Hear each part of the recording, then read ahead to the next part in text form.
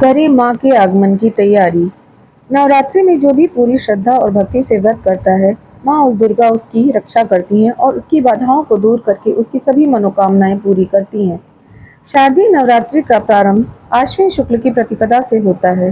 देवी भागवत पुराण में इन नवरात्रों को वार्षिकी नवरात्रि भी कहा जाता है, जहाँ एक तरफ इसे पितृपक्ष के बाद धार्मिक शुद्धिकरण से जोड़कर देखा गया है, वहीं दूसरी तरफ इस दौरान मौसम चक्र में हो रहे परिवर्तन के कारण शरीर और वातावरण को संतुलित बनाए रखने के लिए भी शास्त्रों में शारदीय नवरात्रों पर जोर दिया गया है। माँ ने किया था असुरों का संहार। पुराणों में दी गई परिकल्पना के अनुसार यह वही समय है जब देवताओं ने असुरों से परास्त होकर आद्य शक्ति की प्रार्थना की थी और उन्हीं देवताओं की पुकार सुनकर माँ का प्रादुर्भाव हुआ। उसके उपरांत माँ ने विभिन्न असुरों का संहार किया। असुरों के संहार के बाद देवताओं ने माँ की स्तुति की और इसी स्मृति में शारदीय नवरात्रि मनाया जाने लगा। दूर होंगी बाधाएं, पूरी होंगी मनोकामना। स्कंद पुराण, मार्कंडेय पुराण, वायु पुराण और देवी भागवत में इस बात का उल्लेख है कि स्वयं माँ भगवती ने शारदीय नवरात्रि मनाने का आदेश दिया था। यहाँ इस बात का भी वर्णन मिलता है कि माँ ने अपने भक्तों को वचन दिया था कि जो मेरी पूजा और व्रत श्रद्धा, भक्ति और सामर्थ्य के अनुसार करेगा, वह उसकी रक्षा करेंगी और उसकी बाधाओं को दूर कर समस्त मनोकामनाओं की पूर्ति करेंगी। व्रत का इतिहास। शारदीय नवरात्रि का व्रत श्री रामचंद्र जी ने रावण पर विजय प्राप्त करने के लिए किया था। भगवान राम द्वारा शारदीय व्रत का संकल्प भली भांति पूरा करने पर माँ ने उन्हें विजय होने का वरदान दिया था। श्री कृष्ण के परामर्श पर पांडवों ने शारदीय नवरात्रि पर दुर्गा महाशक्ति की उपासना और व्रत विजय पाने के लिए किया था। कलश होता है सुख समृद्धि का प्रतीक। नवरात्रि में कई घरों में कलश स्थापना की जाती है। आइए जानते हैं कि यह क्यों किया जाता है और इसमें नारियल, पुष्प, सुपारी जैसी चीजों का क्या महत्व है। जानिए कलश स्थापना का महत्व। धर्मशास्त्रों के अनुसार कलश को सुख समृद्धि, वैभव और मंगल कामनाओं का प्रतीक माना गया है। पौराणिक मान्यता के अनुसार कलश के मुख में विष्णु जी का निवास, कंठ में महेश तथा मूल में ब्रह्मा स्थित हैं और कलश के मध्य में दैवीय मातृशक्तियां निवास करती हैं।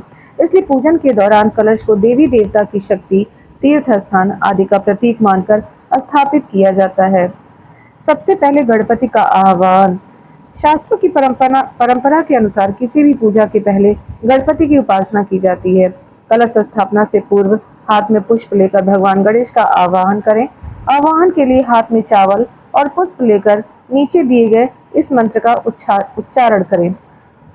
आगच्छ देव देवशे गौरी पुत्र विनायक, तब पूजा करो मध्य अत्र तिष्ठ परमेश्वर। मंत्र पढ़ने के बाद अक्षत गणेश जी की प्रतिमा पर छोड़ दें।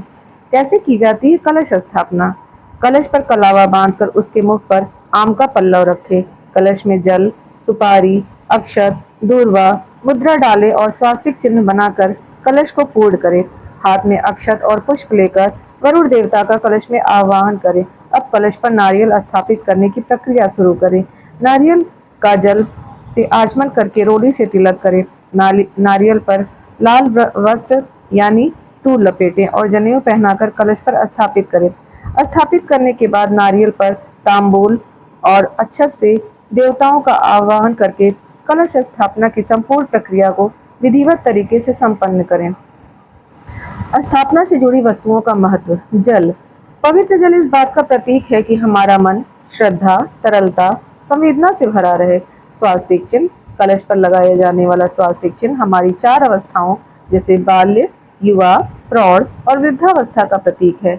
नारियल। नारियल को भगवान गणेश का प्रतीक भी माना जाता है। नारियल का मुख साधक की तरफ रहना चाहिए। दुर्वा, कुश, सुपारी, पुष्प ये वस्तुएं हमारी योग्यता, जीवनी शक्ति, कुश जैसी प्रखरता, सुपारी के समान गुण युक्त स्थिरता को दर्शाती हैं। करें माँ दुर्गा का आह्वान। माँ दुर्गा का आह्वान करने के लिए पूर्व दिशा में बैठ जाएं और माँ की चौकी के सामने हाथ जोड़कर उनसे कलश में स्थापित होने की प्रार्थना करें। नीचे दिए गए इस मंत्र के उच्चारण से माँ दुर्गा का आह्वान करें। भूदीप ब्रह्मरूपस्तवम अंधकार निवारक इमाम मया कृताम पूजा गृहस्तेज प्रवर्धय सर्वमंगल मांगल्ये शिवे सर्वार्थ साधिके शरण्ये त्र्यंबके गौरी नारायणी नमस्तुते।